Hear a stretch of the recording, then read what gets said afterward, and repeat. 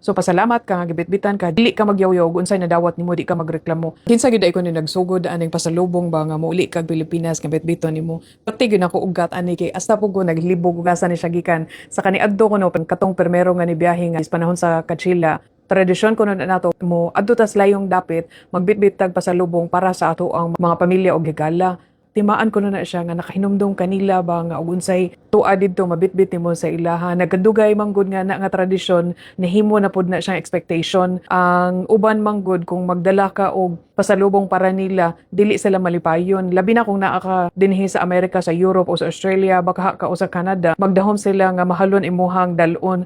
Dili na siya mahimo nga pahalipay kung ang imuhang gihatagan dili malipay. Ang pasabot gyud ay kuno anang pasalubong mao gyud na timaan sa gugma nimo pahinumdom, dili na siya obligasyon. Pero karon man gud na usab na gani ang mindset sa ubang tawo, murag kinahanglan na gyud ka ba nga naay dalon nimo kada uli. Gamay ra gani imuhang dalon, ang uban magyawyaw, magreklamo. I'm grateful kaayo sila ba dili ka sure o gahuna-huna ba sila sa gabitbit or sa imuhang gibitbit. Expectations nila taas kaayo, magdahom sila nga dalan mo sila og mahalon nga gamit. Pero sa tinuod lang no para nako ang pasalubong ug unsay madawat ninyo dapat malipay mo kay og miski unsa pa na kagamay inyo nadawat tungod kay gidal-an mo sa inyong friends or inyong family, hunahunaon ninyo nga dungag na siya sa timbang bugat sa ilahang bagahe ga baguod sila para bitbitan lang yun mo mga pasalubong para sa inyo ha.